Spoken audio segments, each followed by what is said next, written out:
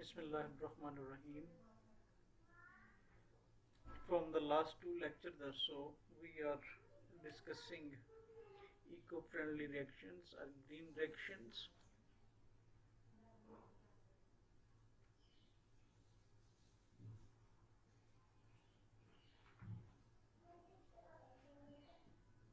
Reactions, or we call it green reactions. Why they are called eco-friendly, why they are called green reaction, it has been discussed in a bit detail. Then further I classify those for your comprehension into subclasses.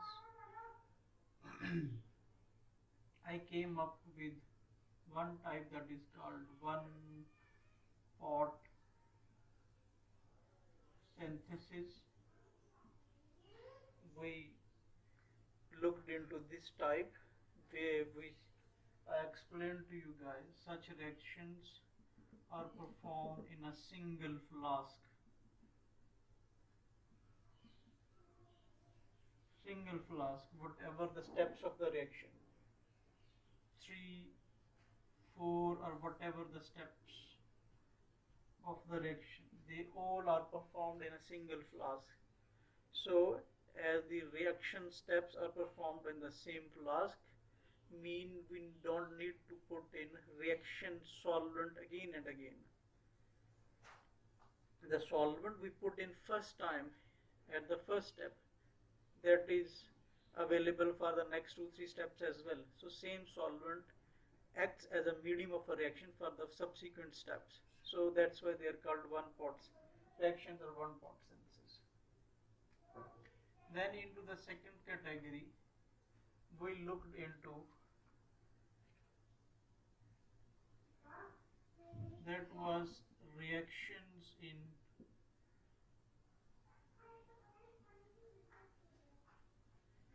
aqueous media. Aqueous media mean reactions in water. Initially the concept was the reactions could be greener if you reduce the use of organic solvents. So one pot reactions, they reduce the use of the organic solvent due to the number of reactions in a single flask. So they become greener, they become eco-friendly. We discussed that with one or two relevant examples in detail. Then in the next lecture, I took reactions in aqueous media where the reactions are performed in water. Why? Because even in the previous case, the reactions are performed in a single flask, but even then you use organic solvents as a reaction media. At the end, when the reaction gets completed, whether in 2, 3, 4 steps or in a single flask, even then you discard the used organic solvent which was used as a reaction media, as well as you need to do extraction using different organic solvents. So still you use organic solvent. Let's say by using one pot synthesis you would have reduced up to 70 to 75% use of organic solvents. It has been reduced, but even then you are using at least 25%. Okay, so if you consider the use of solvent on 25% on the largest scale, industrial scale in industry, even then 25% means a lot economically as well as far as eco-friendliness is concerned. So people came up with another idea. They said, okay, isn't it better to perform reaction in water instead of organic solvents, because organic solvents are hazardous for nature. Water is not that hazardous. We use water for daily routine purposes in industry as well as for daily life as well. So water is a good replacement. It's a replacement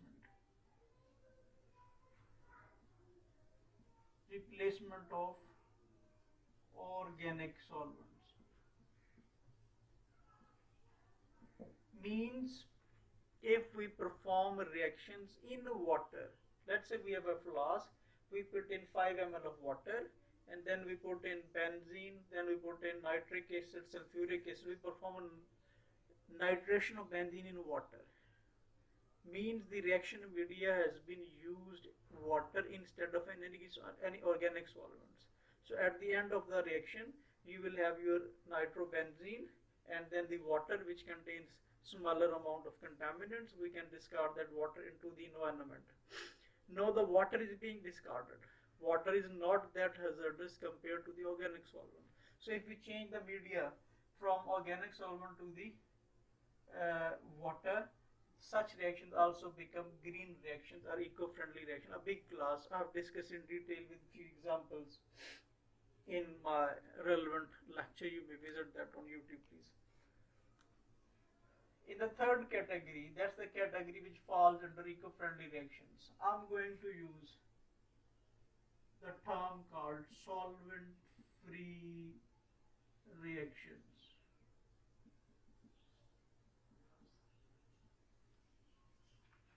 Big job, excellent job done by some very marvelous people in chemistry. Please try to understand the thinking behind this concept. You want to do eco-friendly reactions. People came up with the idea that we could do the reaction in a single flask, we could reduce the usage of organic solvents. Okay, so that concept was very much welcomed in synthetic organic chemistry. With the passage of time, people realized that okay, we have reduced the usage of water from 100 to 25%. Even then, we are using 25% of the organic solvent. Why not to replace that organic solvent with water? So the reactions became the reactions in aqueous media, the reactions which we run in water. The replacement of the organic solvent with water, that was a welcome advance again as far as the green chemistry, green reaction is concerned, because now we are wasting water. At the end of reaction, we are putting water into the environment which has been used for running a reaction. So putting water into the environment at the end of a reaction is considered as a bit friendliness, bit more friendly, because it's not that hazardous. Okay, with passage of the people realize that okay, we are not using organic solvents, we are using water here. But even at the end, we put water into the environment. It's not hazardous, but it is creating some issue, some problem, because it is coming out of a reaction. So it is containing a bit of contaminants, and those contaminants are ultimately going to be a part of the ecosystem, that's going to be absorbed by the soil, and from the soil it can enter into the plants, and from the plants and vegetation it could enter into the human food chain. So with the passage of time, again people came up with the idea, okay, we can perform reaction without any solvent. Those reactions will be solvent free. If we are not using solvent at the end, if we are not using solvent at the end, if we are not using any solvent for the reactions, such reactions are supposed to called solvent free. No organic solvents, no water, nothing will be entering into the environment at the end. So they are supposed to be the extremely eco-friendly, extremely green reactions, because nothing is going into the environment, not the organic solvents, not the water which contains contaminants. It's a solvent-free reactions where you have a reactant 1 reacting with the reactant number 2. So you will reacting them together to find the product. There is no solvent involvement. Nothing will be discarded at the end. So the next category which falls under eco-friendly reactions or a green reaction is the solvent-free reactions. Mean they are those reactions which will not involve any type of solvents. Only 2-3 reactants will be mixed in a flask, and they will be stirred together for specific number of hours depending upon the reaction time, and some catalyst as per the requirement the reaction could be added into such reactions to speed up the reactivity of the reactants and to achieve the products. And they are supposed to be super eco-friendly, super green reactions. taken one or two simple examples for you guys to present over here. So I'm going to wind up these two previous categories, the one pot synthesis and then the synthesis in aqueous media.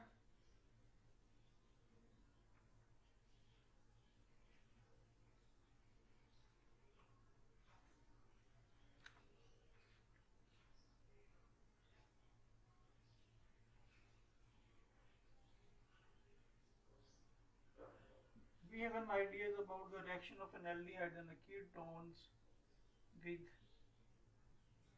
amines. We have an idea the amines do react with aldehydes and ketones to give imine formation. This imine formation has been taken as one of the few examples for the in category of solvent free reactions. As we have an idea, this amine could over here react at the carbonyl carbon, it gives you something like that. Then you have NH2s and you have R's. Then one of the proton is shifted upwards.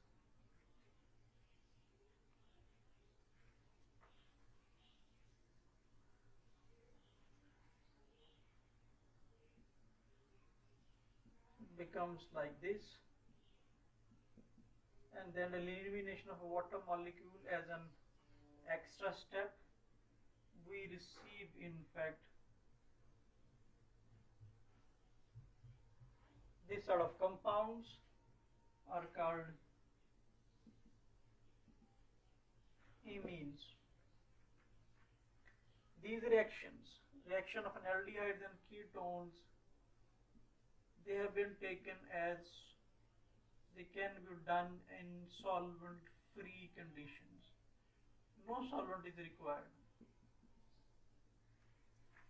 No solvent is required in new reactions. Previously, in general, they are reacted with each other using certain suitable suitable organic solvents. They are performed in general. However, in new reactions, people have performed them without using any solvent. They are called solvent-free reactions. Very interestingly, they are solvent-free as well as they are catalyst-free. No catalyst is being used for such reactions. No solvent is used.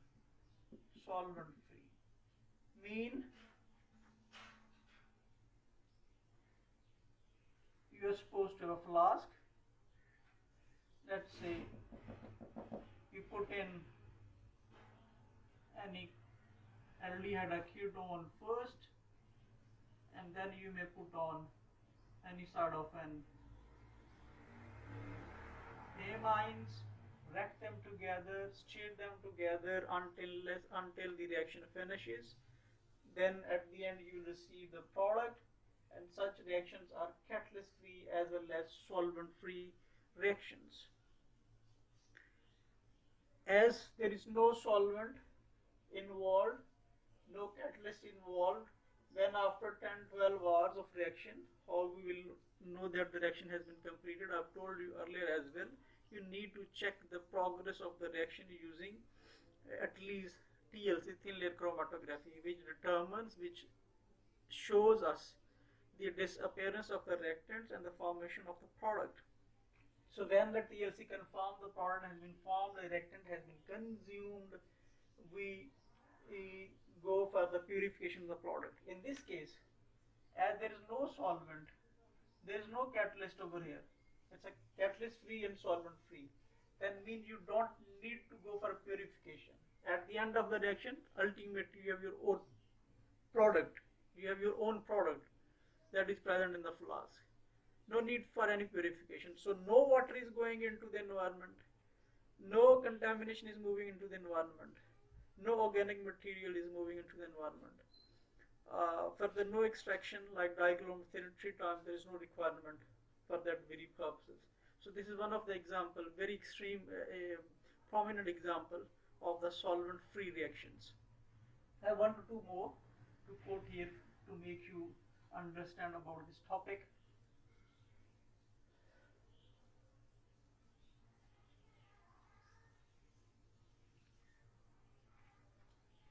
It's a prime example where even the catalyst is not required, no need of any catalyst.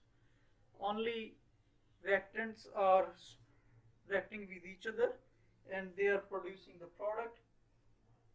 In one another example,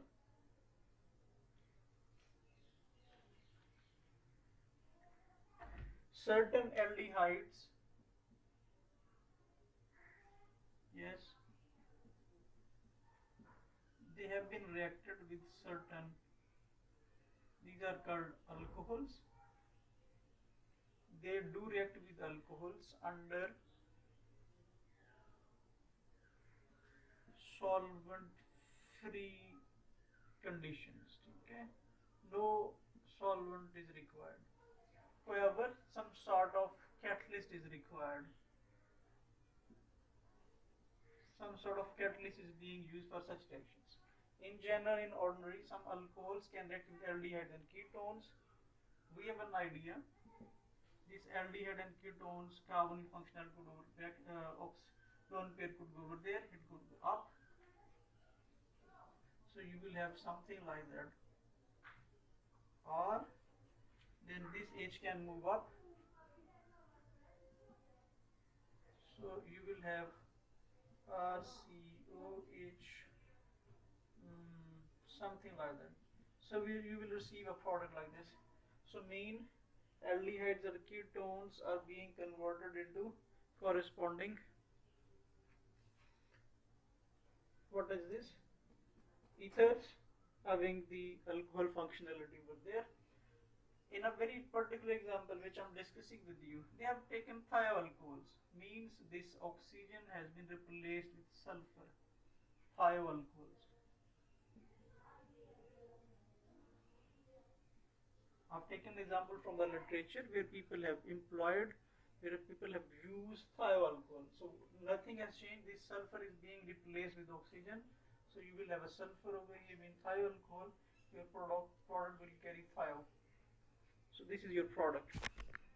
This will be the product in this particular case, of which which is a solvent-free reaction, example of a solvent-free reaction.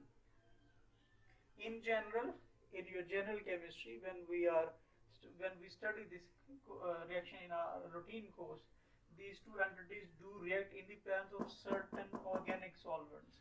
In general, routinely, it's a routinely done reaction in lab, as well as it's a very frequently a discussed reaction in your classes. So over there, we need to have certain organic solvents there, but as per the new advancements in chemistry, they said, okay, we need some sort of a special sort of a catalyst. This catalyst make this reaction happen without the requirement of solvents.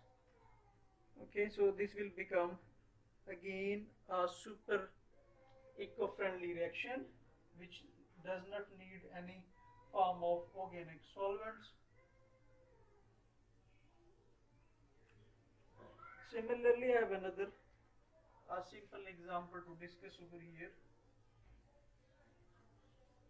in which could explain further the difference between general reactions and then the general reaction under solvent-free conditions.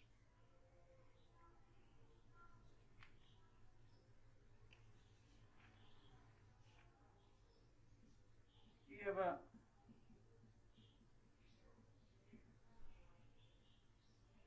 very much idea of this compound, frequently used in lab classes. Then people have used this sort of reactant to react with this body. This reaction has also been run under solvent-free conditions.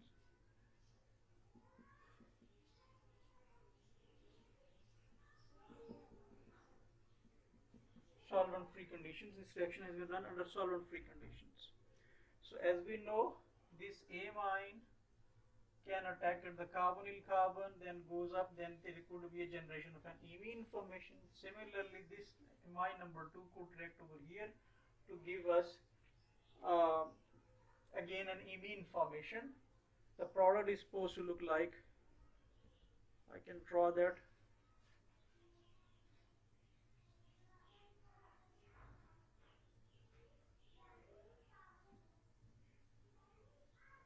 Yes, here is your amine, that N will come over here.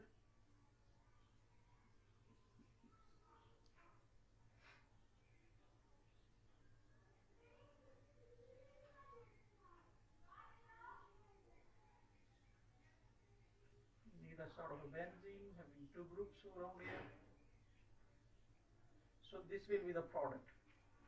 Two amines very next to each other.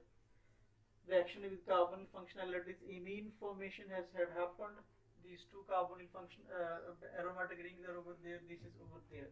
So it's a pretty general reaction for all of us. Frequently done.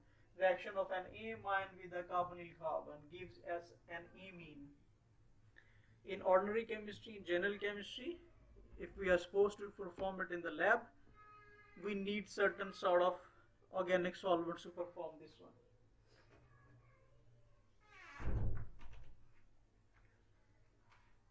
Very recently, people came up with the idea that such reactions, which generally require organic solvent, they can be done without any involvement of any organic solvents. Even water is not required as a reaction media.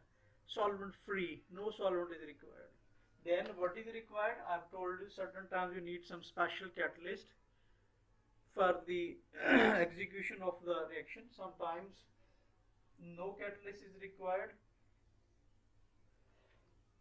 This reaction requires some very special catalyst that is called volcanic ash.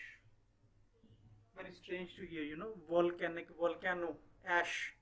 You can understand that. So this reaction requires pretty interesting, pretty different catalyst. That is volcanic ash. So maybe this availability of this can be very expensive. No matter, at the moment, the reaction requires no solvent, so it will be a greener one, eco-friendly, super eco-friendly. But at the same time, this reaction requires a catalyst which seems to be an expensive one, not a cheaper one. Mean this is not an economical.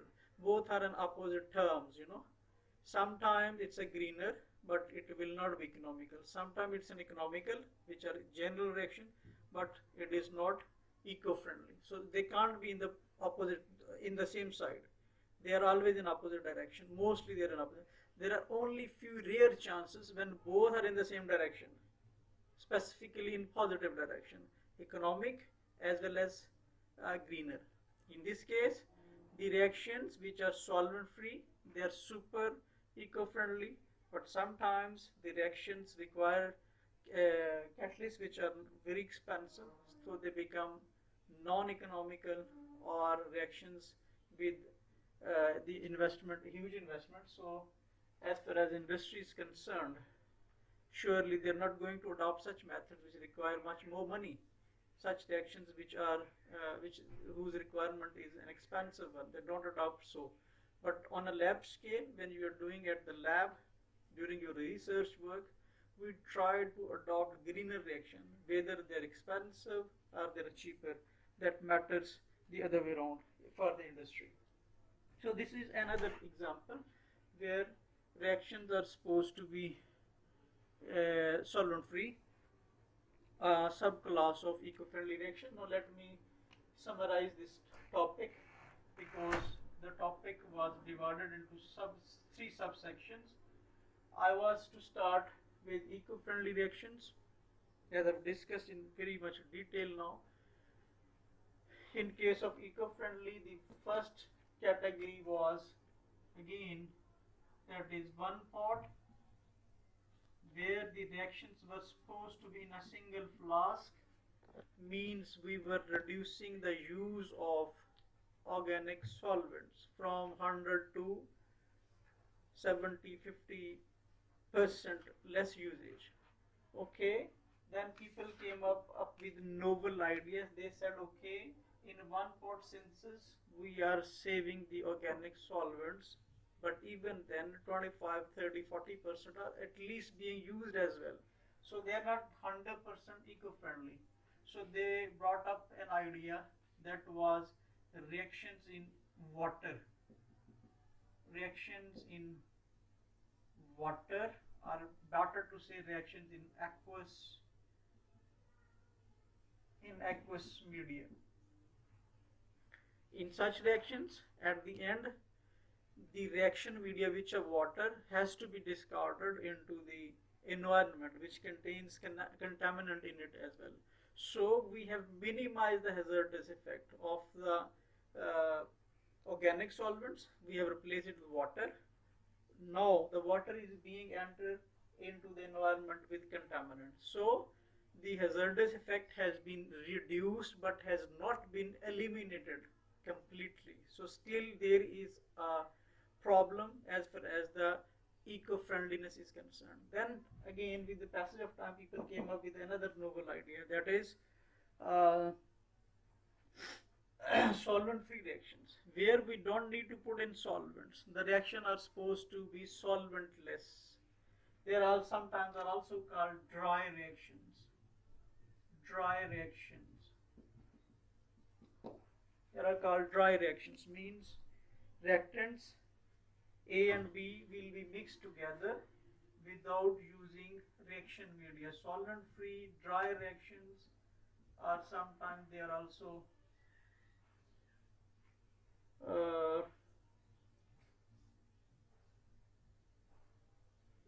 referred as medium-less reactions. They are synonyms used for the solvent-free reactions. In this category, we have looked into 2-3 different examples, relevant examples. As far as your background is concerned, I've given you the reactions of amines with aldehydes and ketones, which in general do react to produce amines. We have an idea. In our lab classes, at our course level, we have seen that in general such reactions do require organic solvents as a reaction media, and at the end we need to purify them using organic solvents again. However, very recent advancements, same reaction has been transformed from reactions in organic media to reactions in solvent-free conditions, where no more solvent is required as a reaction media. Only amines can be made to react with the corresponding carbonyl compounds, aldehyde and ketones, in solvent-free environment, in dry conditions. Nothing is required. Only sometimes, yes, you need to put in the catalyst as well to get your required products. They are supposed to be super eco-friendly as far as the hazardous nature of the solvent is concerned, because no solvent is being used. So they are super eco-friendly, super greens, but they can't be the economical. Most of the times when you are supposed to run the reaction without the involvement of the solvent, then how the reaction will be speeded up, how reactants will be made to react with each other. For that purposes, you need some sort of catalyst. Maybe those catalysts could be different from the one which are used in general, because in general catalysts get the support from the solvent. In such cases there are no more solvents, so the catalyst is supposed to be highly efficient. If the catalyst is supposed to be highly efficient, means the catalyst is going to be something very different from the general reactions. If it is going to be different, then it means it's going to be expensive.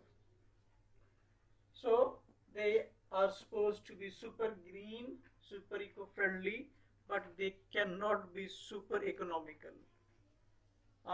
Their requirement can be expensive ones. So they are sort of a parallel terms. Greener nature and the cheaper or economical, they can be parallel most of the time. They can't be in the same direction in most of the times. So this is how I've winded up eco-friendly reactions. Three of the subdivisions has been explained to you guys. Three different lectures have been uploaded on the YouTube. You guys are supposed to visit those one by one. If you have any question in your mind, please put that up in comment area, or you may approach me via WhatsApp group, or you can email me on my given email on YouTube channel. Thank you very much for your patience, attention, please. Assalamu alaikum.